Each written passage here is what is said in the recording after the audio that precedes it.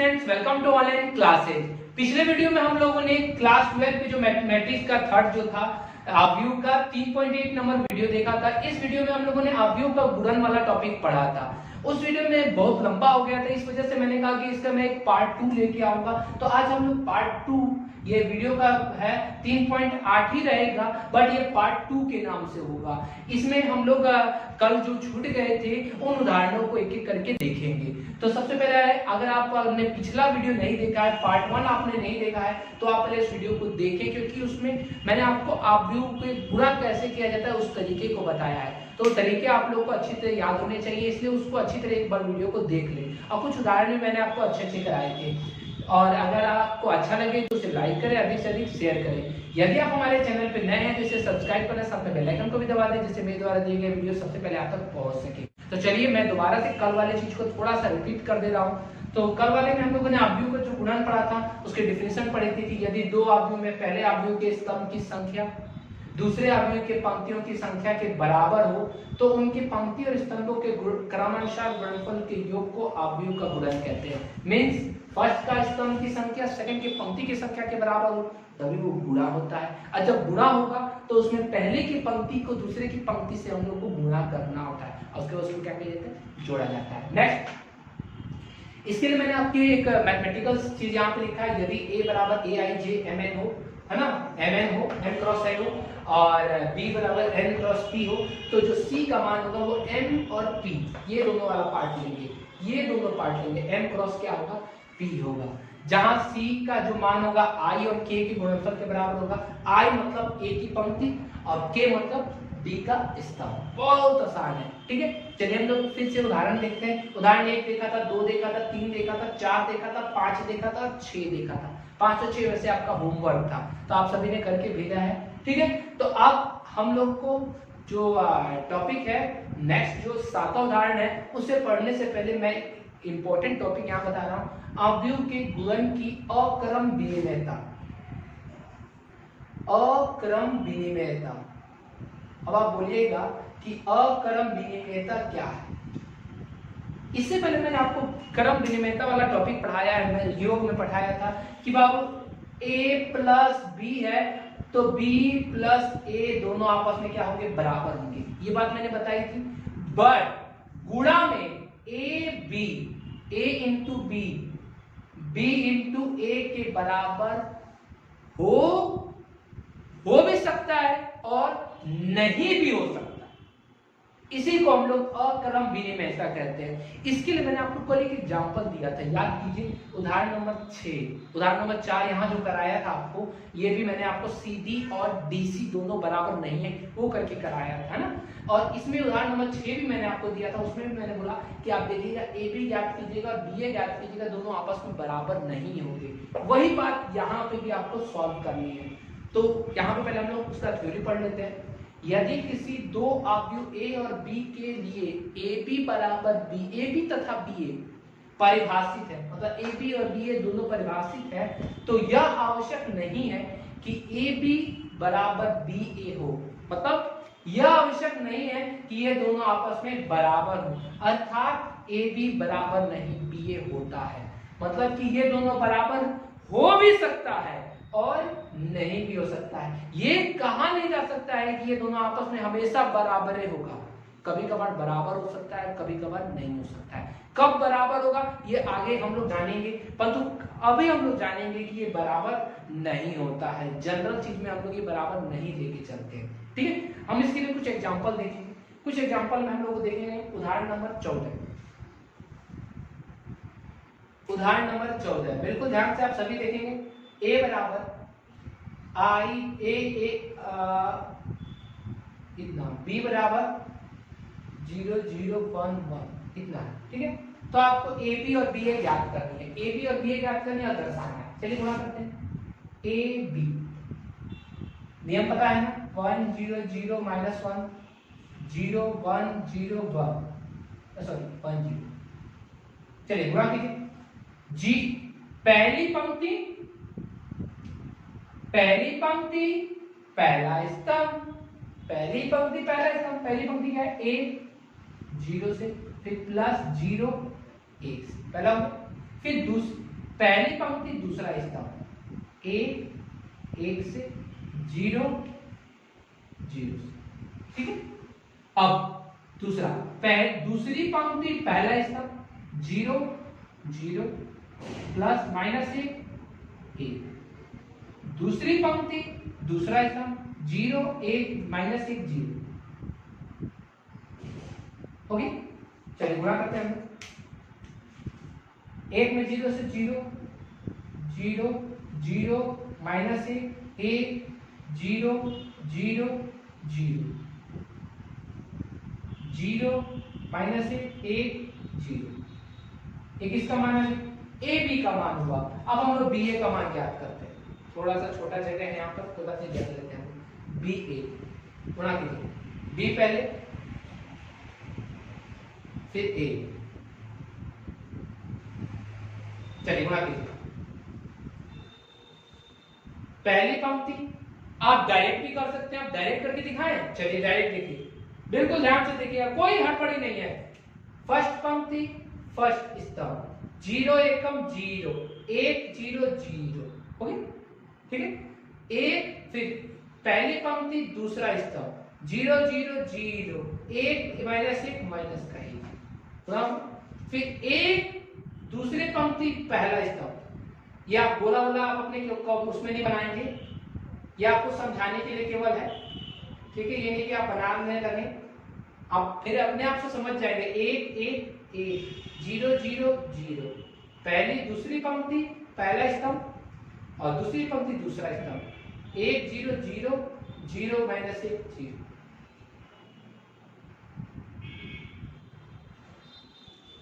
बराबर है दोनों, मिला के देख लीजिए।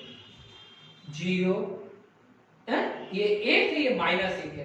तो जब मैंने बोला आपको दोनों अवयव बराबर होंगे तभी संगत अवयव बराबर होंगे, बराबर का पढ़ाया ना समानता, तो तभी बराबर होगा जब दो संगत अवयव बराबर हो। यहाँ संगत अवयव बराबर नहीं है, अतः ए बी बराबर नॉट बी ए।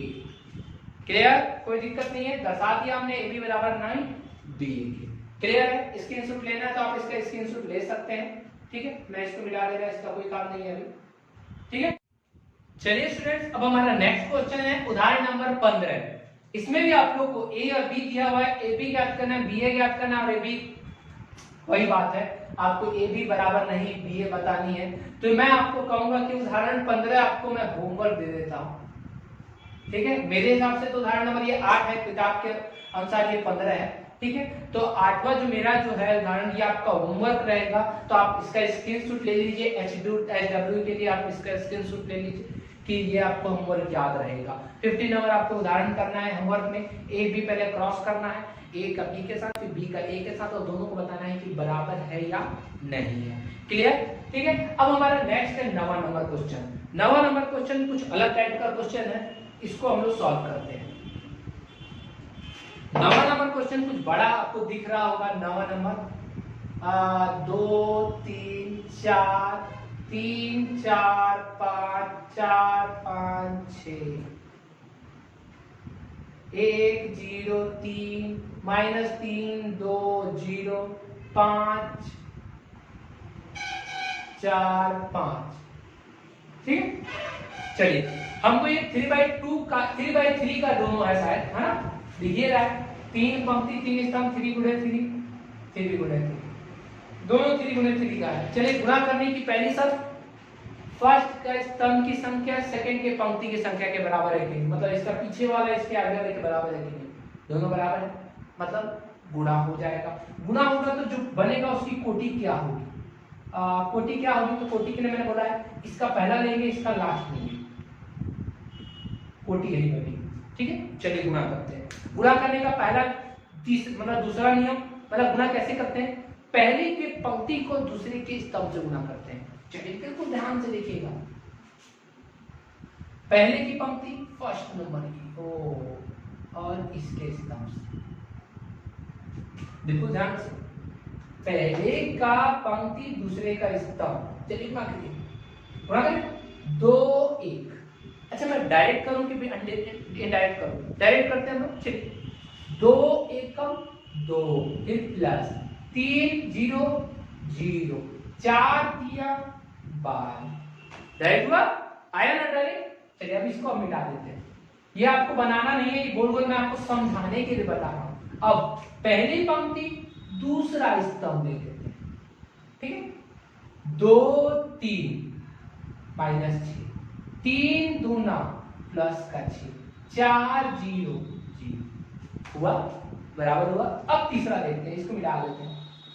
अब इसको देखते हैं। ओ 2 25 10, 3 चौका 12, 4 25 20 हुआ। कितना आसान है। अब इसकी पहली पंक्ति का काम क्लियर हुआ। अब पहली पंक्ति को भगा दो, क्योंकि 3 स्तंभ थे, तीनों स्तंभ से हो गए, तीनों स्तंभ से काम हो गया ना। अब हम दूसरी पंक्ति का बात करते हैं। दूसरी पंक्ति 3, यही है दूसरी पंक्ति, यही है। ओ इसका पहला से 3 1 3, 4 0 0, 5 3 15। आपको भी एक दो बार बनाइएगा लगातार ना, तो आपको पता चल जाएगा किससे किससे गुणा करना है। अब इसको इससे माइनस करना, 4 गुना 8, 5 0। ओके, अब इसको तीसरे वाले से 3 25 15, 4 चौका 16, 5 25 25 हो गया गुणा। चलिए अब दूसरे के तो काम खत्म, अब तीसरे का बात करते हैं। तीसरा कौन है भाई, ये।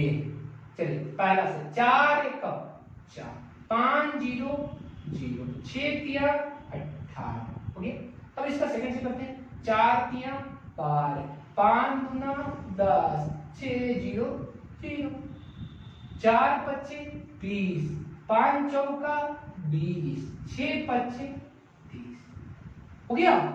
और आप चले भी गुणा करके जोड़ भी सकते हैं। मैं बोलूंगा अभी उतना जल्दी करने की जरूरत नहीं है, कहीं भाग नहीं रहे हम लोग। चलिए 4 12 2, 5 3 18, 18 4 22, 6 6 12, मतलब 0 जाएगा। माइनस 1 माइनस 2, 20 10 30 10 40 2 42, 25 15 40, 40 और 10 50 से 56, 20 20 40 30 70। दो लाइन पे गुणा हुआ कि नहीं हुआ है।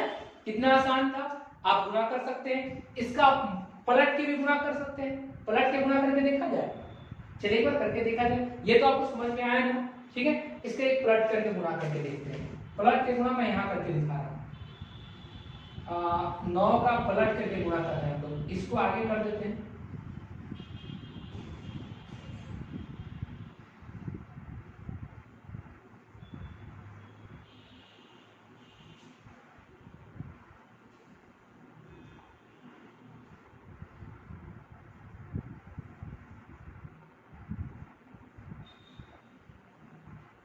चलिए गुणा करने का तरीका पता है ना आपको, कैसे करते हैं। पहली पंक्ति पहला स्तंभ, चलिए 1 2 2, 3 3 माइनस 9, 5 चौका 20 हुआ। फिर पहली पंक्ति दूसरा स्तंभ 1 3 3, 3 चौका माइनस का 12, 5 25 25 हुआ। फिर 1 चौका 4, 3 25 माइनस का 15, 5 6 30 हो गया। इतना तो आया। अब दूसरा देखते हैं। अब इसको मिटा देते हैं। अब हमारा दूसरा पंक्ति, तो इसका भी अब काम नहीं है, अब तो समझ में आ रहा है हम लोग को। सेकेंड इससे 0 2 0, 0 3 है, गलती हो गई, देखिए गड़बड़ हो गया ना, बोला नहीं मारे तो। 0 2 0, 2 3 6, 4 चौका 16। फिर इससे सेकंड वाले 0 3 0, 2 चौका 8, 4 25 20। अब इसका थर्ड वाला देखते हैं। 0 चौका 0, 2 25 10, 4 6 24 हो गया। अब इसका थर्ड देखते हैं। थर्ड वाला ये स्टेप है, इससे करेंगे हम लोग। 3 दूना 6, 0 3 0, 0 5 5 चौका 20, ठीक है। अब इसका फिर सेकंड वाले 3 3 9, 0 4 0, 5 25 25 2 हो गया। तीसरा 3 चौका 12, 0 5 5 5 6 30 हो गया। अब हम लोग जोड़ते हैं, नीचे दिखाई दे रहा है, बिल्कुल छोटा सा लिख देते हैं, एक ही लाइन में लिखना है। 20 2 22 में से 9 गया 13 है ना, 6 16 6 22, 20 6 26, 25 3 28 में से 12 गया 16, 20 8 28, 29 9 और 25 34, 30 4 34 में से 15 गया 19 है ना, 20 और 10 और 24 34 और 30 30 5 35 और 12 47। ठीक है, बढ़िया, नीचे तक दिखाई दे रहा है? हाँ दिखाई दे रहा है। अब हमने यहाँ दोनों बना करके देखा, क्या ये दोनों बराबर हो रहा है? नहीं हो रहा है। अर्थात फिर वही बात, जो क्रम विनिमयता था अक्रम विनिमयता, ये बिल्कुल परफेक्ट है कि ए भी बराबर नहीं बी ए होगा। ठीक है, बट यहां तक पहले इसका स्क्रीनशॉट ले लीजिए। चलिए स्टूडेंट्स, अब हमारा नेक्स्ट टॉपिक जो है वह है क्रम अवयव के गुणन की क्रम विनिमयता। अभी हमने क्रम और क्रम विनिमयता पढ़ा था, मतलब बराबर नहीं होते हैं, बट मैं फिर यहां बोला क्रम विनिमयता भी हो सकता है। मैंने तो ये बोला नहीं था कि ए और बी, ए बी बी ए के बिल्कुल बराबर नहीं, कंपलसरी है, ऐसा तो नहीं बोला था मैंने। हो भी सकता है, नहीं भी हो सकता है, ये बात बोला था। तो हो कब सकता है बराबर, इसके बारे में आपको जानना है कि ए बी बराबर बी ए कब हो सकता है। तो इसकी एक सिचुएशन है, तभी हो सकता है। वह सिचुएशन क्या है, मैंने यहाँ हिंदी में लिखा है, बिल्कुल ध्यान से। ऑब्जेक्टिव का बहुत इंपॉर्टेंट ऑब्जेक्टिव यहां से निकलेगा। किसी दो समान कोटि के विकर्ण अवयव ए और बी के लिए अवयव का गुणन क्रम विनिमय होता है। मतलब अगर हमने दो अवयव लिए, दोनों कैसे हैं, विकर्ण है। विकर्ण अवयव तो समझ में आता है ना, विकर्ण अवयव ऐसा वर्ग अवयव जिसके विकर्ण को छोड़ के बाकी सभी अवयव 0, जैसे जैसे 5 2 0 0, ये विकर्ण अवयव हो गया। और कौन सा पढ़ा था ना डेफिनेशन,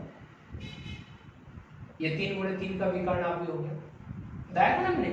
इसको छोड़ करके बाकी सब 0, ये भी 0 ये भी 0 0 0 है, देख रहे हैं, ये इसको छोड़ करके उसको विकर्ण अवयव कहते हैं। अगर विकर्ण अवयव को अगर विकर्ण अवयव से गुणा किया जाए तो दोनों का गुणनफल क्या होगा, बराबर होगा।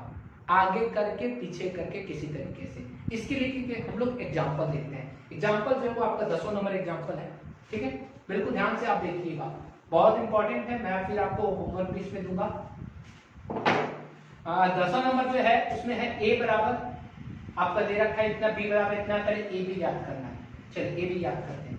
0 1 0 2 3 0 0 4, दोनों विकर्ण अवयव है, दोनों विकर्ण है। अब गुणा कीजिए, पहली पंक्ति पहला स्तंभ 1 3 3 0 0 0, बराबर। फिर पहली पंक्ति दूसरा स्तंभ 1 0 0 0 4 0, देख रहे हैं, पहली पंक्ति दूसरा स्तंभ मल्टीप्लाई हो गया। अब दूसरी पंक्ति पहला स्तंभ 0 3 0 2 0 0, और दूसरी पंक्ति दूसरा स्तंभ 0 0 0 2 चौका, कितना आया आंसर, 3 0 0 8।